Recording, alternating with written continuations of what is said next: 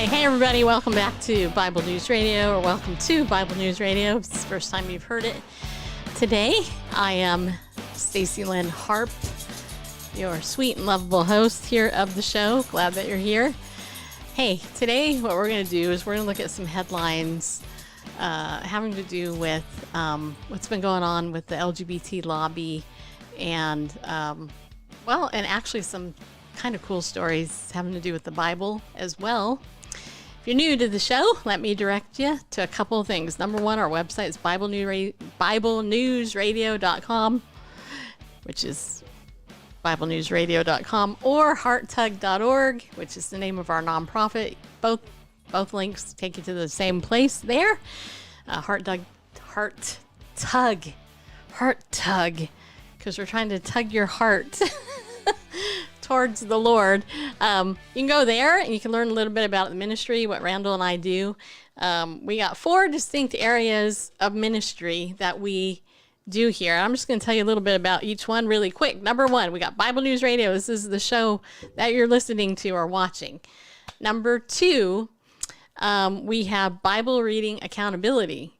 This is a group where we meet together and we encourage each other to read the Bible together. We actually read the Bible together, and I actually have a text message list that you can join. If you text Team Unstuck to the number 33222, this is on the website, by the way. You just have to read through it. Read through the website. You can see it.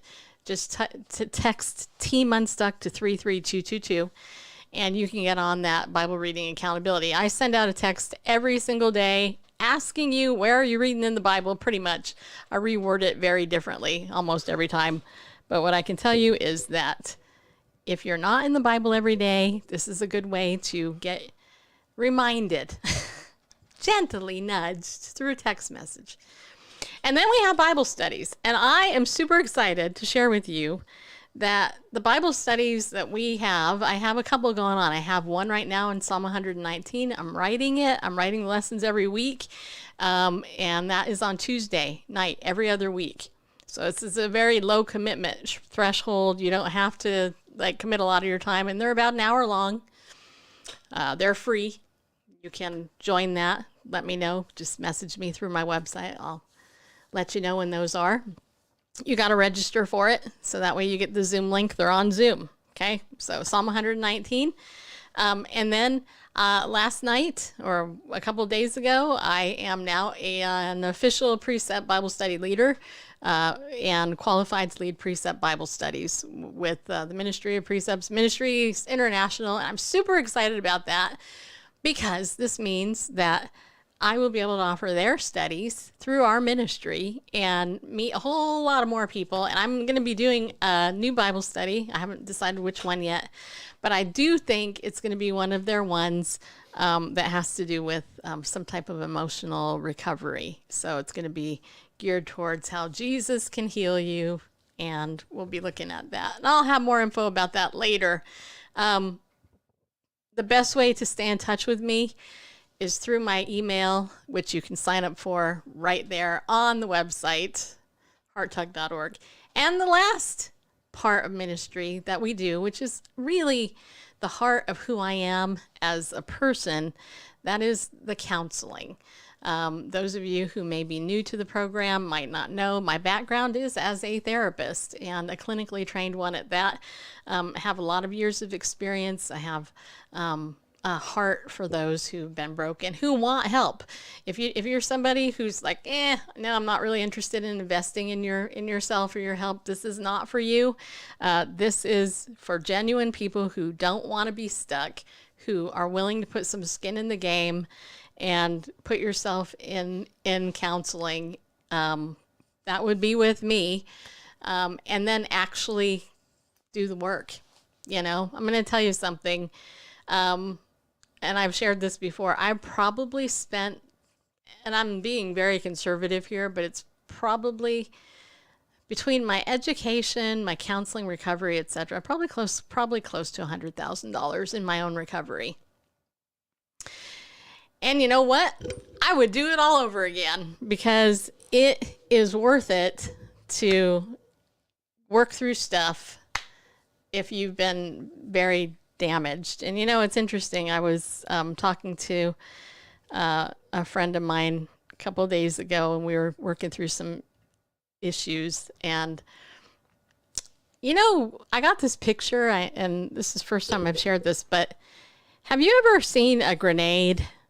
And, you watch TV, or maybe you knew a vet, like my dad was a Korean War vet. And, people, they get shrapnel blown up into them and everything, and the shrapnel rips their skin apart and kills people, mostly. I think that's what emotional and spiritual abuse is. It's like internal shrapnel that's been exploded in a person. And when you've been harmed and damaged in that way, you have like this mess. Well, that's what a counselor can help you with. A counselor can help you work through that damage and bring you to a place where you can recover. But I'll tell you what, if you've ever been wounded very deeply, it is very hard sometimes to work through that by yourself. And that's, I think, the number one mistake people try, is they try to do it by themselves, and you can't. You can't. Sometimes things take a long time to work through. Sometimes it's not easy. But I will tell you, having been on my journey for a while, that it's worth every second. You got to find the right person, though. I might not be that person. If it's not me, maybe somebody else. But if that's something you need, that info is also on our website. You can check that out and email me. I will talk to you, and we'll set up a time to talk and see what happens. So there you go. That is Heart Tug International, and that's what we do here. So right now we're doing Bible News Radio, and so I want to start today's show talking about a news story I saw a couple days ago. Actually, when I saw this, I just smiled. It's titled "Bible Found Opened to Psalm 106, 107, one of few objects to survive the deadliest fire in U.S. history." This is over on Yahoo News, and it says here, the Great Lakes Northwoods are frequently in use as a summer and fall getaway. Natural beauty abounds here. It unfortunately conceals a tragic chapter in the country's history, and a Bible was found open and one of the few objects to survive wildfires, the worst of which ravaged a little village in America's dairy country. The fires left the town charred to the extent where it was difficult to imagine that town ever existed there. The conflagration, did I say that right? Conflagration spared only a few pieces of broken china and a tabernacle. A Bible did as well. The Bible was scorched by the fire and petrified by the tremendous heat, yet it was discovered intact and open to Psalms 106 and 107. Oh, give thanks to the Lord, for he is good, for his steadfast love endures forever. The beginning of Psalm 106 and 107 reads, it serves as a reminder of a dark chapter in American history almost 150 years ago, the country's deadliest fire. A swiftly approaching fire overtook the little town of Peshtigo, Wisconsin, a lumber boom town in America's dairyland, on the night of October 8, 1871. The fire ripped across town at breakneck speed, spewing ferocious flames and plumes of heavy smoke. Horrific sounds engulfed the air under an ominous orange sky that night as chaos ensued. The fire ravaged 2,400 square miles, an area nearly the size of Delaware, in about an hour. Wow. Incinerating everything in its path, including countless settlements and villages. A series of flames raged across areas of Illinois, Wisconsin, and Michigan over 48 hours beginning on October 8th. They remain among the deadliest disasters in American history. You can't work at this museum and not feel the pain that these people must have gone through. Call, a lifelong Peshtigo resident, told NAFTEL. I can't. The residents got the fire out, and everybody celebrated. She says, all of a sudden, they noticed the sky is not gray anymore. It's orange and red. They knew something was coming, and the wind started, and they heard an awful noise like a train was coming, she adds. A local town minister, Reverend Peter Pernin, why do parents do that anyway, wrote an eyewitness account of what it was like to live through and survive the horror of that night. The incident was not reported to government officials in Wisconsin's capital for several days, informs Call. However, when Frances Fairchild, the wife of Wisconsin Governor Lucius Fairchild, learned of the tragedy, aid began to arrive for people in need. Meteorologists explain that a long period of drought, fierce winds, and high temperatures all create fuel for flames, dry trees, leaves, and grass. A powerful area of low pressure in the plains ushered strong southwesterly winds. They gusted up to 50 miles an hour in some areas, fanning the already ongoing fires and hot spots. Jeff Cornish explains. It became common for weather observers to write down daily weather data such as high and low temps, precipitation amounts, and descriptions of the sky. Cornish says, a biblical scale disaster that left a petrified Bible behind, revealing a chapter about a severe fire. When men in the camp were jealous of Moses and Aaron, the Holy One of the Lord, the earth opened and swallowed up Dothan and covered the company of Abraham,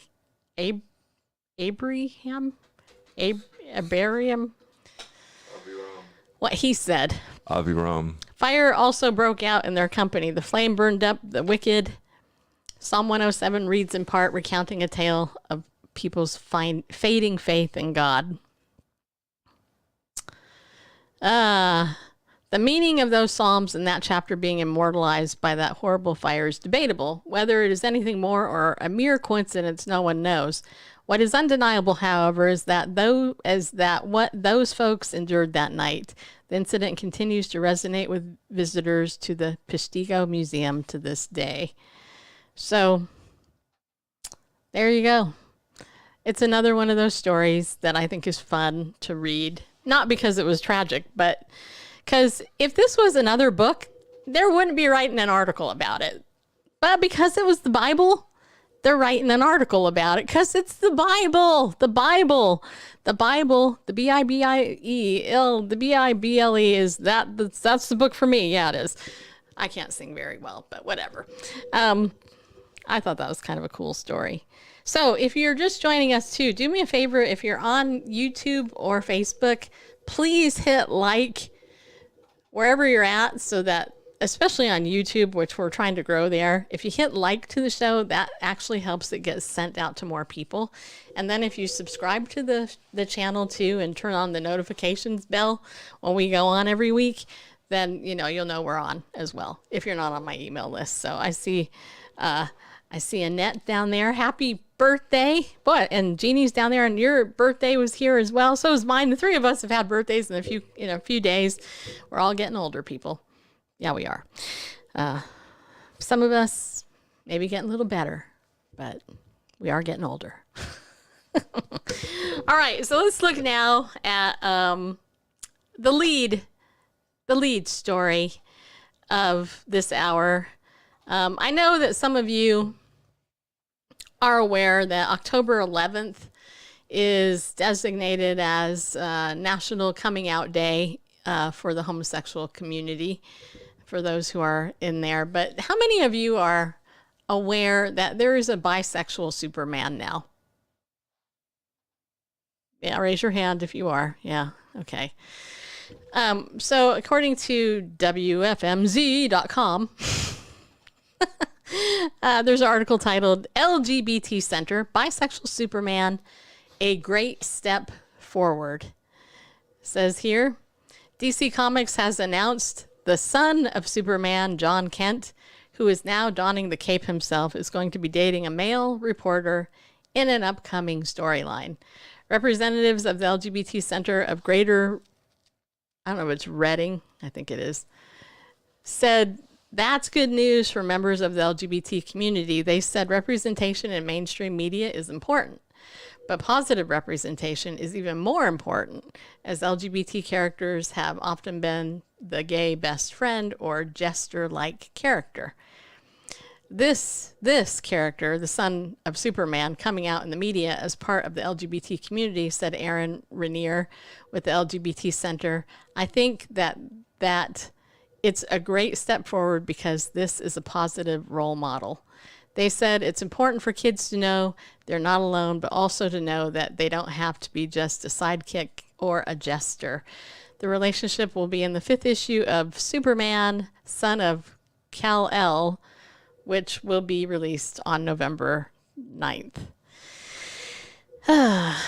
So there you go. So that is the breaking news. In case you didn't know, DC Comics has been doing this. This is nothing new, by the way. I wish that it was. I mean, I don't like it at all, but I mean, it's not a shock, right? It is not a shock that the media is inundated with this information. And so also we're going to read a couple other stories here, because I don't know if you know this, but this is also October is also considered LGBT History Month. In fact, there is a website called chargerbulletin.com, which talks a little bit about that. So let's read this article too. LGBT History Month honored with calls to action. On October 1st, the start of LGBT History Month was marked with Pride's annual Progressive Pride flag-raising ceremony in partnership with the Myatt Center for Diversity and Inclusion at the KO Field Flag Pole. While June is Pride Month, October is dedicated to the history of the LGBTQ plus community through both their struggles and victories. Nationally recognized in 1995, the month is meant to highlight landmark events in the community such as Stonewall and the First March on Washington. What? Just wondered about the sound. I know. Okay, go on. Okay. My husband's doing stuff across the table in case you can't see it. Anyway, I lost my place. There it is. Okay.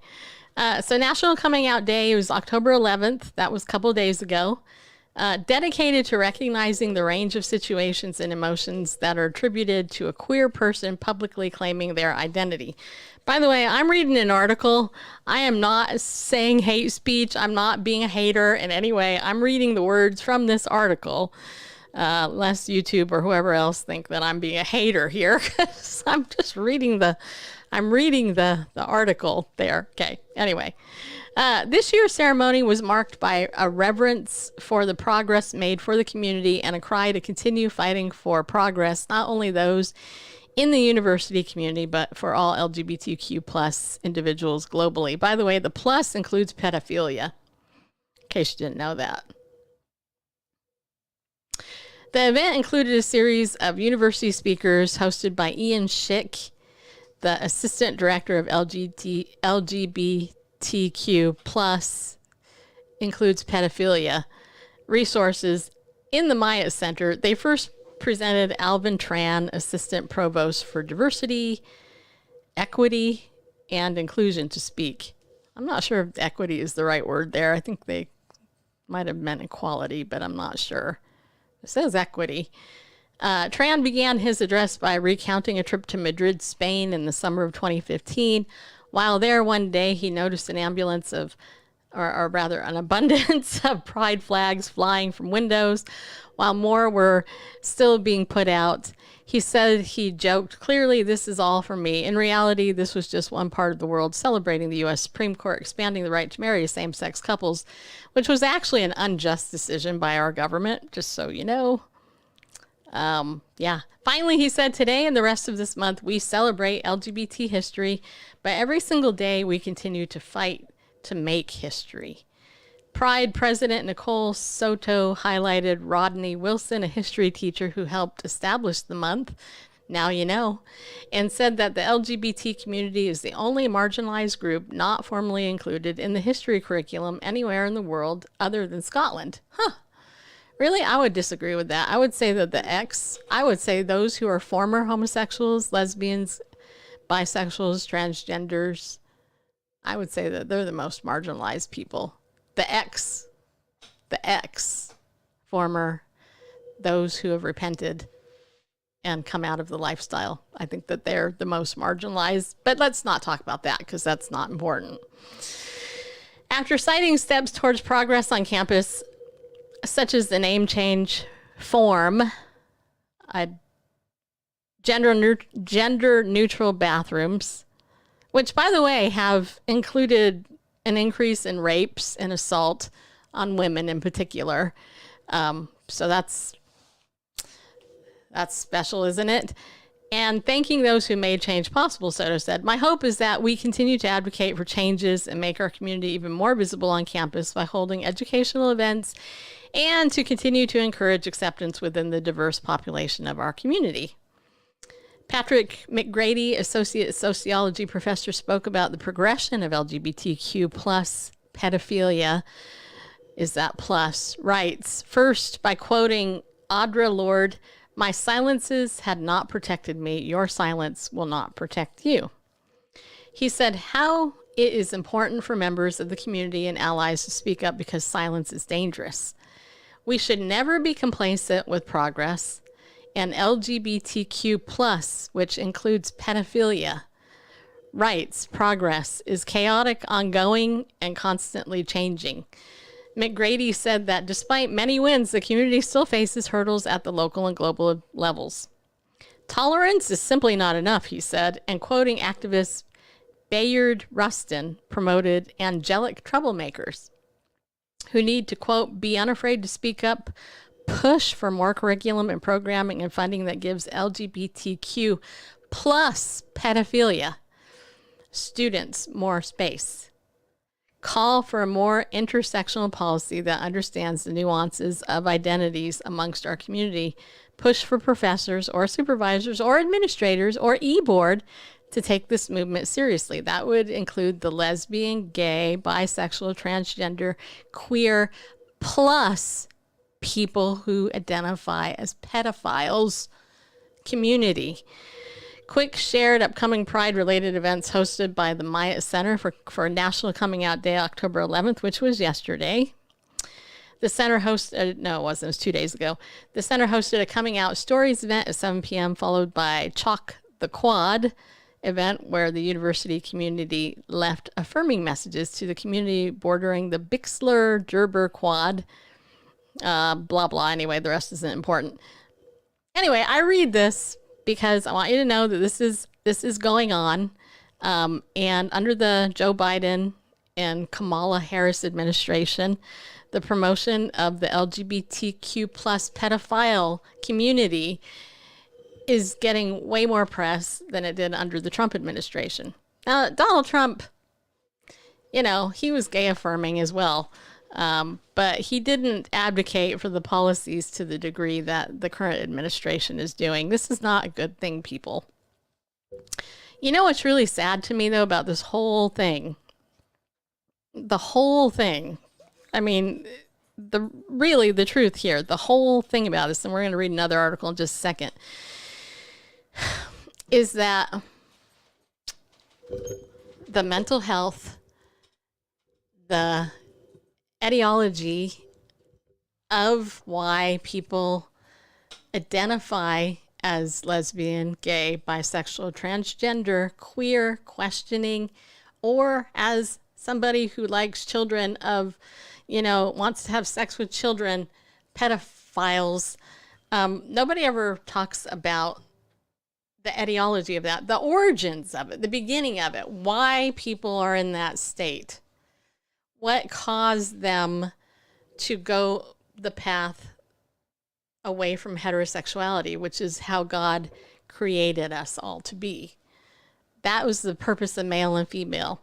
Male and female, God created to put us together to create another human being, which is half male, half female. You're half male, you're half female, your DNA. You could not be around here. You would not exist without the other gender, okay? That's biology. That is not hate speech. That's literal biology. I have my dad's sperm and my mom's ovum.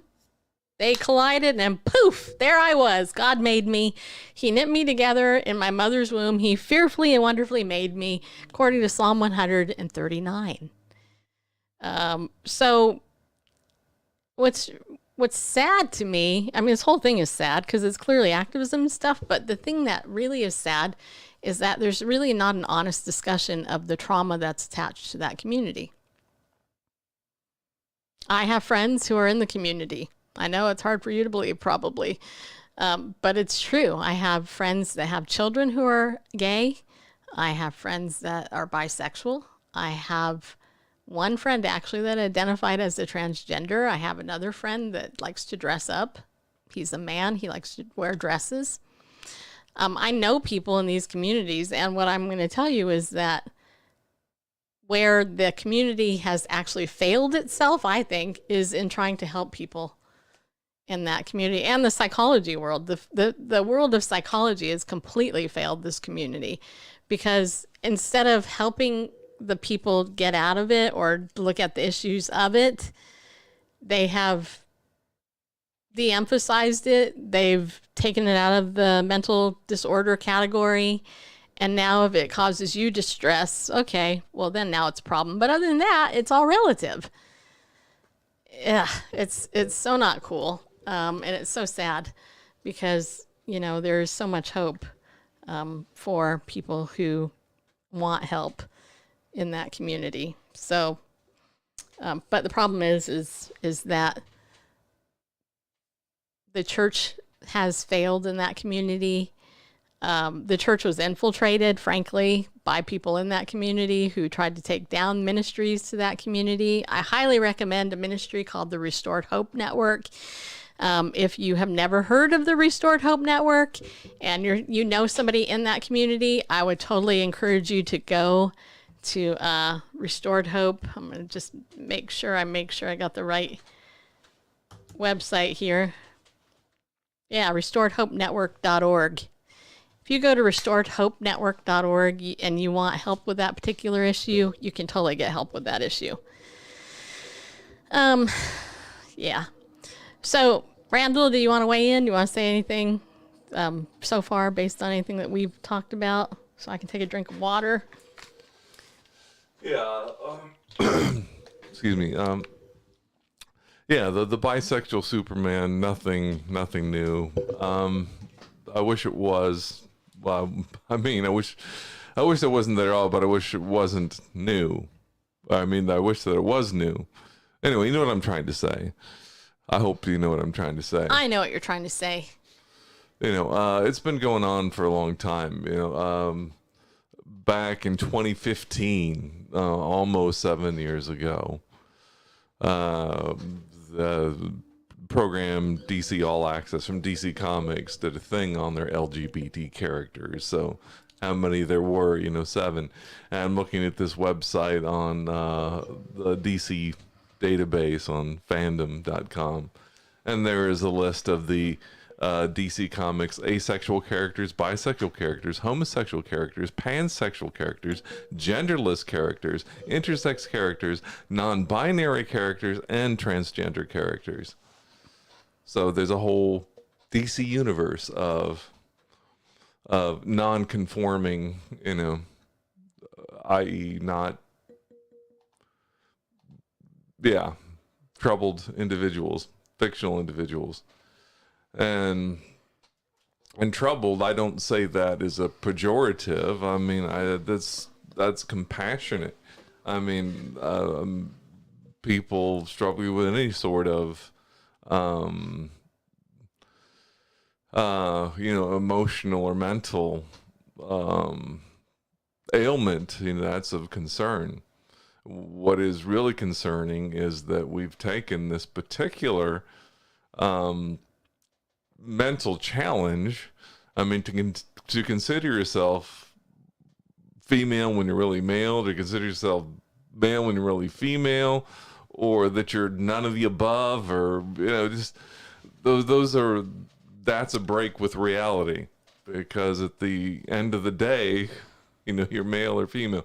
What about the intersex? What about the hermaphrodites? What about, yes, there are people with external genitalia and things that bear resemblance to both, but at the, if you look at them at the cellular level, they have a Y chromosome or they do not. A Y chromosome makes person male. Are there birth defects? Yes, there are.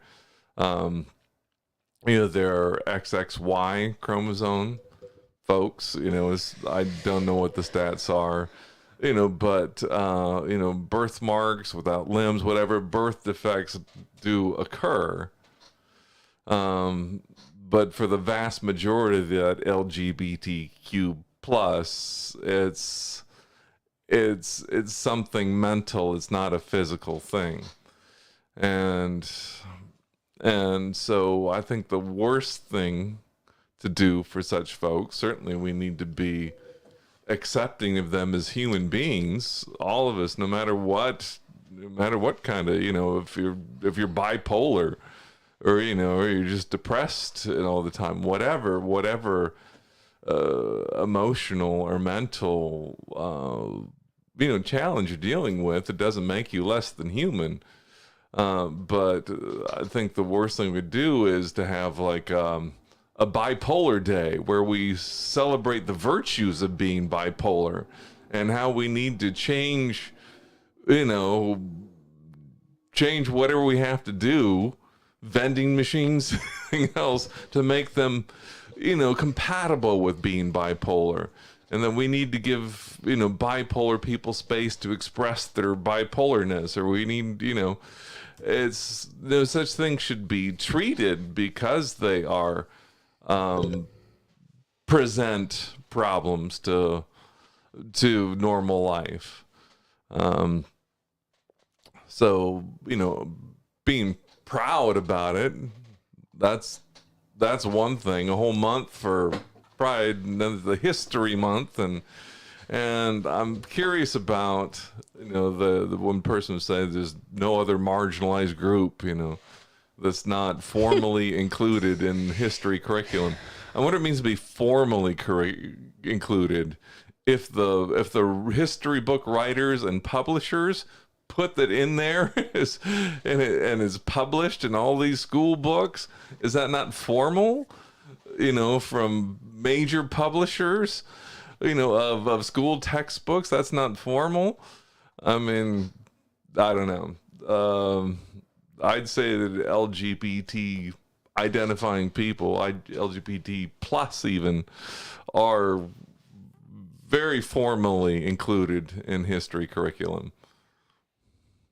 Well, we know from the book After the Ball, which was written by two homosexual activists, that the marketing of homosexuality to America was very intentional to whitewash how homosexuality is perceived. And this is an interesting issue, because yesterday Randall and I were in a meeting, and one of our friends was talking about Las Vegas Raiders coach John Gruden, which you may or may not know who that is, but apparently he has he was a brand ambassador for Skechers, which are shoes, and he had some, quote, homophobic and misogynistic emails surface, and basically he lost lots of money. Lost millions of dollars because they've uncovered stuff like this. I haven't read it. I frankly don't care. I don't care, because I've seen a lot of people like this crucified in the media. What and I don't know what the guy said, it probably was horrible, right? It probably was. But what I will tell you is that if you understand the history of how homosexuality was marketed to America, and you understand the mental disorder that it was in the Diagnostic and Statistical Manual of Mental Disorders in 1972 and 3, when it was actually taken out of those manuals because of activism, not because of actual legit research. Those guys that marketed this intentionally whitewashed the subject, and their whole goal was to create a double bind in your mind by presenting something good with something that is inappropriate, right? So, like, for example, and this is just an example, Leave It to Beaver. If the father of that show all of a sudden came out as gay or bisexual, you would have a conflicting feeling, because you'd be like, wait a minute, how can Leave It to Beaver dad, who is this great family man, you love him because he's married and he has kids, right? But wait a minute, he's involved in sodomy and homosexual acts which go against nature, goes against how a man was designed to use his body parts, right? You're like, ooh, that's disgusting. That's unnatural. That's gross. That's human. That's being abusive to the body. But yet it's being depicted as, hey, I'm the great family man here. So that's what they've done. They've done this jamming tactic with you. It started out primarily way back in the 70s when Three's Company was on.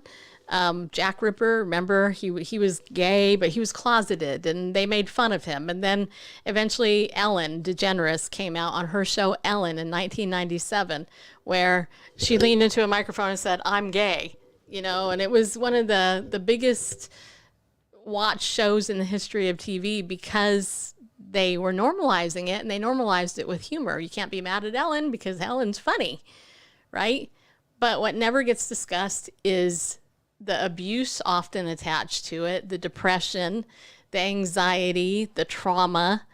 And I would say in the last 30 plus years, it would be literally the marketing of it to our children, where they've been indoctrinated at the elementary and even prior to elementary school level. It is actually chilling to really think about and look at what's been going on in that area. The sad thing is, though, that by and large, the church has been silent on it.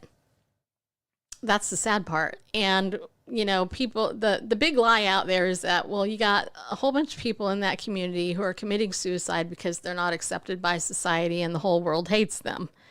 That's not why these people are committing suicide. They're committing suicide because they've lost hope, and the people who are offering real hope have been silenced or gagged and punished from offering that hope.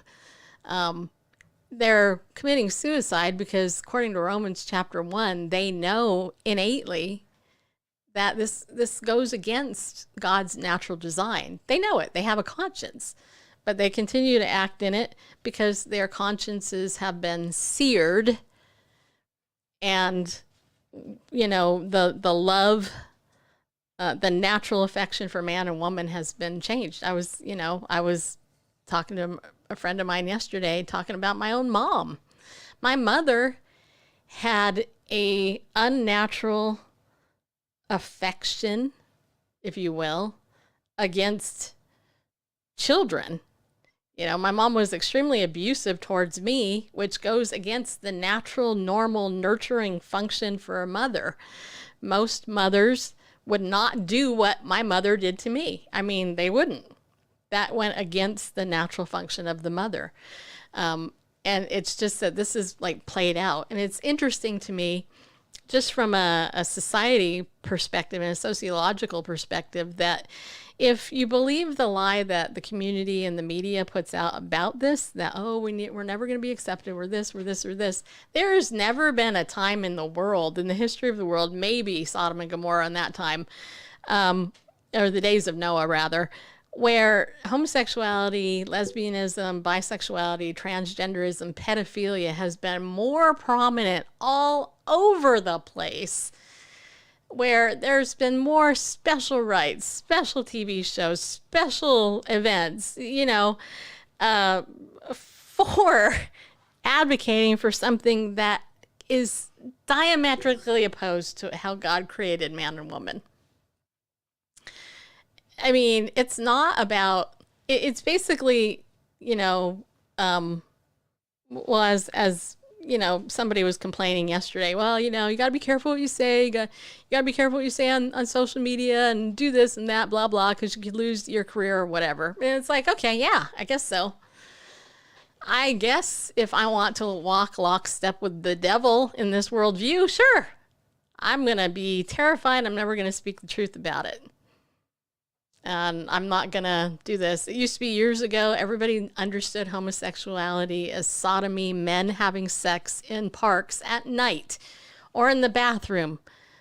I'm just stuff, I actually, here's an interesting thing, and this is just an aside, but those of you who know anything about narcissistic abuse and within the homosexual community, okay, narcissism is rampant within the homosexual community, number one. Hello, I mean, that's blatant. But somebody recently commented on a YouTube channel that I'm not going to mention because I don't want to mention the channel, but they mentioned on this channel that that the violence within their relationship with another woman, they couldn't deal with it because of the narcissism involved. And, and I left a comment which basically cited the research. If you go to the research for the Center for Disease Control and you look at some of the crime statistics research for lesbian upon lesbian crime, those officers who come on these scenes of the lesbian crime, they say that it's some of the most gruesome violence that they've ever seen, because the rage is there and it's just so violent. And so there's this cover up, really. I mean, nobody talks about it unless you're me or some of my friends that actually talk about it. But those issues are not really addressed because they're not allowed to be addressed. Because if you're honest and you actually have to look at the trauma associated with it, that's hard. It's a lot easier to pigeonhole people and make other people evil and make them the problem than to look at the problem. And that's part of the problem. So with that said, let's look at what Biden's doing. And the process. Right. So this is over on thehill.com, which is a political website. It says here, Biden highlights anti-LGBT bills, Equality Act on coming out day.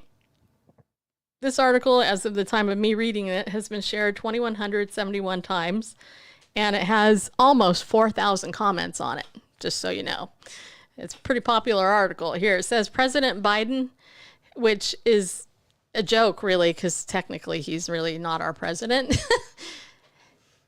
The elite put him in. They stole the election, but whatever. I don't know what you mean by technically. Yeah, I guess. Okay, anyway, President Biden on Monday called for the defeat of anti-LGBT bills in state legislatures and for Senate passage of the Equality Act to mark National Coming Out Day. Despite the extraordinary progress our nation has made, our work to ensure the full promise of equality is not yet done, the president has said in a statement on Monday. Anti-LGBTQ plus bills still proliferate in state legislatures. Bullying and harassment, particularly of young transgender Americans and LGBTQ plus people of color, still abounds, diminishing our national character. Do you want to say something? No. Okay. He called state legislation targeting the LGBT community discriminatory. Several bills have passed in states that are widely considered anti-LGBT, and states such as Texas, Arkansas, and Tennessee have taken up measures that would replace restrictions on transgender people. Praise God, I live in Tennessee. What restrictions? The Equality Act would prohibit discrimination based on sex, sexual orientation, and gender identity. The House passed the measure largely along party lines earlier this year, and the Senate has yet to take up the bill. 2, LGBTQ plus, which is pedophile people across the country, and especially those who are contemplating coming out, know that you are loved for who you are. You are admired for your courage, and you will have a community and a nation to welcome you, he said. Biden said on Monday he wants the LGBT community to know that they are loved and accepted regardless of whether or not you've come out. My administration is committed to ensuring that LGBTQ plus pedophile people can live openly, proudly, and freely in every corner of our nation. He noted that LGBT officials are serving in the government and that his administration has made progress toward advancing protections and equal opportunities, including protecting transgender Americans' ability to serve in the military and defending human rights globally, which, if you think about this, is completely insane. Okay, it is completely insane that you have a man in the military pretending to be a woman. I'm sorry, I do not want a woman pretending to be a man defending me in the military, let alone a man pretending to be a woman. Are you kidding me? Anyway, then it says here, National Coming Out Day was first celebrated in 1988 in the U.S. to raise awareness for the LGBT community because, of course, there's not enough awareness of the LGBT community in general. Never heard of it. And may I remind you, because I am the voice of reason and sanity in the world, 1 to 3% of the population identifies as LGBTQ plus pedophilia community. The transgender community is under 0.5%, and the pedophile community is around the same amount. So just so you know, we're talking a very little teeny weeny percentage of the population that identifies this way, although I would say it's probably increasing given other stuff. But I don't know, Randall. I mean, Randall, you and I have done so many shows on this topic, and it breaks my heart. It does break my heart because there's, first of all, children are being harmed constantly with this. And if you don't think the devil comes to kill, steal, and destroy, but the thief comes to kill, steal, and destroy too, you harm a child. You know, any normal human being who's normal, psychologically normal, sees what's going on with children, can't not get upset more when you see this child abuse going on. And that's exactly what it is. It's drag queen story hour. Yeah, and the guy was arrested for sexual, There have been participants that are not allowed to be within certain, they have to choose where they live. They can't be within so many feet of a playground or a school or whatever. But it's perfectly fine to have, have little kids sit in your lap at the public library, and the woke parents will come and bring their little toddlers to have criminal sex offenders to read to the children and put their hands on them, and of course they buried that as quickly as possible. It wasn't completely it is sad that rather than, again, it's something that this identity and the people that identify as, you can't look at someone, I mean, you maybe dress or whatever, but it's an identity. It's not an innate bred characteristic. It's not something inherited. There's not a gene, there's not a gay gene except for the bishop or whatever. That's been dealt with. That there, nature versus nurture, all that kind of stuff. But it's taught and caught, and to that one article says that the rights was in a chaotic whatever, ever changing, and that's it. It's just nailing Jello to the wall. It's because it's a fluid identity. I can be this, I can be that, I can be whatever I want this day or something the next day. How do you accommodate for that? If this is an identity to be accommodated for, how do you accommodate for something that's so fluid and can be changed at a whim? They talked about restrictions on transgenders. What restrictions? Well, they can't. They have, the bathroom restrictions, the big one.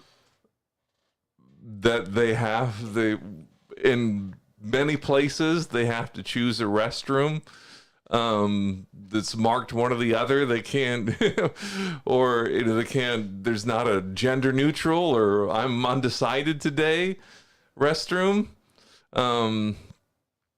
I think pretty much everywhere in the United States, anyway, a man who identifies as a woman can enter a women's restroom. Yeah. Well, legally. Yeah. And as a woman, that completely bothers me. Yeah. And I am 100% woman. Hear me roar. What I can tell you, and we're going to end the show this way, I'm going to just say this. Look, If you love the LGBTQ plus pedophile community, what I can tell you is that the media, academia, etc., have basically created a worldview that basically vilifies you because you look at the damage, the ideology, the sin, the marketing of evil, and all this, and they don't look at the real issue at all. That's the tragedy of this. And what's even more tragic is the church has jumped on the bandwagon years ago and started affirming all of this nuts, this insanity. There's two genders, male and female. There's one way to have sex. That's with a man and a married woman, husband and wife, married. That's the only time you should be having sex, just so you know. That's the only sex God blesses. You know, and all other stuff is perversion. And if it's been perverted, it's unclean before the Lord. You know, Jesus can heal. He came to set the captive free. You know, a lot of us have been marred and abused sexually because of perverts that have been perverted. You know, but God can heal you, and he will heal you, and he loves you. And that is true. The LGBTQ plus community is loved, genuinely loved by God. And the people who genuinely tell the truth are being vilified because the solution isn't what the devil wants. The solution the devil wants is to kill, steal, and destroy. And I mean, you can't get a better picture of that than looking at somebody who martyrs their body, who alters their body because they believe there's somebody else. It's a tragedy, and it's a mental health. You think one of the biggest problems in our culture today is the mental health crisis going on, because if the LGBT community doesn't represent that, I don't know what does. It's the biggest crisis in our culture, one of the biggest ones. And it has all of the addictions and all the other stuff attached to it. You got domestic violence, you got drug and alcohol abuse, you got suicide, you have more abuse. That's all attached to that. That isn't even being dealt with because we're being told, oh, this is normal. Oh, really? It's normal to get up and drink. It's normal to want to murder my body, to change my body. It's normal to be depressed and suicidal constantly. It's normal to look at pornography, to re-abuse myself, to be engaged in this, that, etc. For the devil, it is. But for the believer, it's not. And for healthy people, it's not. You know, and there is hope. There's genuine hope. There's genuine healing. But the culture does not want to lead you down that path. And that's the truth. So there you go. All in there. If you like what we do and you want to support us, hearttug.org is the place to go. You can donate over there and get involved. Send me an email. Let me know what you think. Share out the show. Let people know about it because it's there. And remember, we are here. Yeah, we are. Lord willing, reaching the hearts of people one verse at a time. But with that, there is boldness for the believer, right? Be bold, people. Stand up and go with God. Do not be afraid of what these fearmongers are saying. I don't care what it's about. If it's about this issue or the vaccine or whatever the heck. You read the Bible, you study the Bible, you hide the Bible word in your heart so that you don't sin against him. And you walk according to what he tells you to. Because in the end, he is the one that has the power of your life, where you're going to go. Right? And that's what this is ultimately all about. If you believe that Jesus is who he said he is, he's the resurrection and life, he who believes in him, though he die, he may live, then you have nothing to fear when you're standing with God. Because you know what? I know it's trite. It sounds trite, but it's true. You and God are a majority. So don't ever be afraid to stand up for what's right. And I will tell you, and I will just say this really quick. I remember when I was in graduate school in 2001 through 2005, we had the promotion of homosexuality, and it was taught in my grad psych program in that school. And I was assigned a paper. I had to write a paper in a diversity class, and the paper had to be about somebody. We had to interview somebody of a different diversity. So I asked my professor, who happened to be a motor cop, actually, with the city of Los Angeles. He was a motor cop. He was a teacher at the same time. He was actually a student in the class as well. I went up to Joel and I said, "Can I do a paper on ex-homosexuals?" And he's like, "Yeah, if you can find any." And I was like, "No problem." So I went and I did a paper, interviewed a lady who had been a lesbian for over 40 years. I wrote the paper up, and then we had to present it in front of our class. This is a Christian school, by the way. I got up in front of my class, and I presented this paper to a class of about 30, 40 people, with a former lesbian actually sitting in the class who was afraid to speak up and actually support what I was saying because she was afraid of being bullied.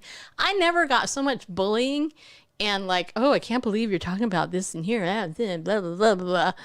There was even a pastor in that class who was too afraid to stand up for what the Bible actually said. I'll tell you what, though, when I presented my paper in that testimony of that lesbian, you know what didn't get reported in that class setting? And it was supposed to be a 10-minute presentation. Mine went on for a half hour because I had so many people in that class asking me questions. Afterwards, I'll never forget it, I had the director of the program come up to me and give me a hug and whisper in my ear, "Thank you for sharing the truth." And then I had other people secretly message me, "Thank you so much for having the courage to stand up for the truth. I'm so scared." I'm like, look, don't be ashamed of the gospel. Don't be ashamed of the truth. When you're standing up, there are people out there who will stand with you. But sometimes maybe God calls you to be Joshua. You got to be the leader. And so do it.